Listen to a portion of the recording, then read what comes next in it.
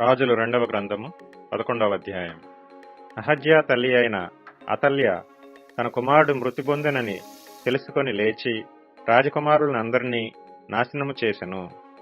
రాజైన యెహోరాము కుమార్తెయును అహజ్యాకు సహోదరియునైన యెహోషెబ అహజ్యా కుమారుడైన యోవాషును హతమైన రాజకుమారులతో కూడా చంపబడకుండా అతని రహస్యముగా తప్పించెను. గనుక వారు అతనిని అతని దాదిని పడకగదిలో అతల్యాకు మరుగుగా ఉంచి ఇండుట చేత అతడు చంపబడకుండెను. అతల్యా దేశమును ఏలుచుండగా ఇతడు 6 సంవత్సరములు యెహోవా మందిరమందు దాదితో కూడా దాచబడి ఉండెను.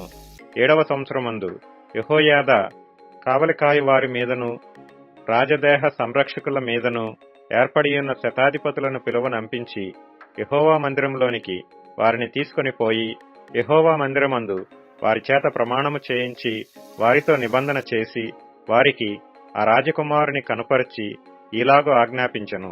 మీరు చేయవలసిందేమనగా, విశ్రాంతి దినమున లోపల ప్రవేశించు మీరు 3 భాగములై ఒక భాగము రాజమందిరమునకు కావలికాయి వారై ఉండవలెను.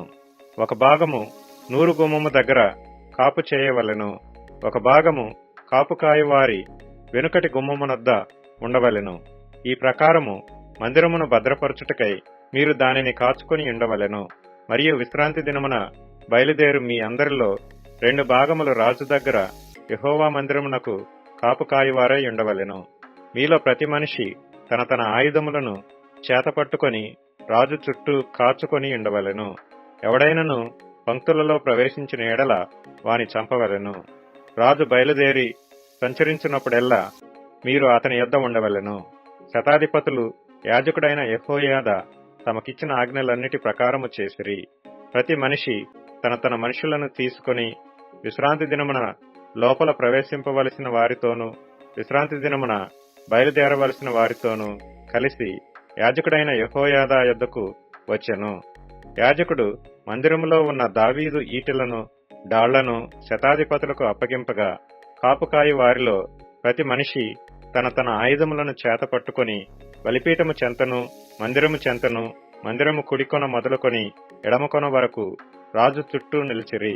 అప్పుడు యాజకుడు రాజకుమారుని బయటకు తోడుకొని పోయి అతని తల మీద కిరీటము పెట్టి ధర్మశాస్త్ర గ్రంథమును అతని చేతికిచ్చిన తరువాత వారు అతని పట్టాభిషిక్తునిగా చేసి చప్పట్లు కొట్టి రాజు చిరంజీవి యగుగాకని చాటించిరి.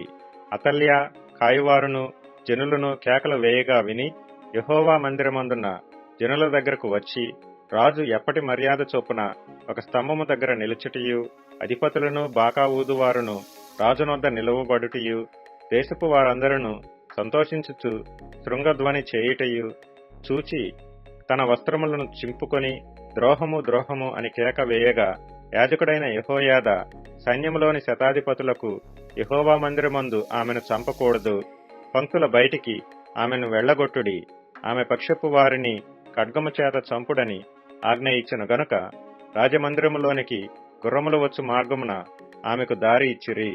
ఆమె వెళ్లిపోగా వారు ఆమెను అక్కడ పట్టుకొని చంపిరి. అప్పుడు యెహోయాదా జనులు యెహోవా వారిని ఆయన పేరట రాజుతోనూ జనులతోనూ నిబంధన చేయించెను. అప్పుడు దేశపు జనులందరూ బయలుగుడికి పోయి దానిని పడగొట్టి దాని బలిపీఠములను ప్రతిమలను చిన్నాభిన్నములు చేసి బయలునకు యాజకుడైన మత్తానును బలిపీఠముల ముందర చంపివేసిరి. మరియు యాజకుడైన యెహోయాదా యెహోవా మందిరమును కాచుకొనుటకు మనుషులను నియమించెను. అతడి శతాధిపతులను అధికారులను కాపుకాయి వారిని దేశపు జనులందరినీ పిలిపింపగా వారు యెహోవా మందిరములోనున్న రాజును తీసుకొని కాపుకాయి వారి గుమ్మపు మార్గమున రాజనగరునకు రాగా రాజు సింహాసనము మీద ఆసీనుడాయెను. మరియు వారు రాజనగరు దగ్గర అతల్యాను ఖడ్గము చేత చంపిన తరువాత దేశపు జనులందరూ సంతోషించిరి. పట్టణమును నిమ్మలముగా ఉండెను. యోవాషు ఏలనారంభించినప్పుడు అతడు 7 ఏండ్లవాడు.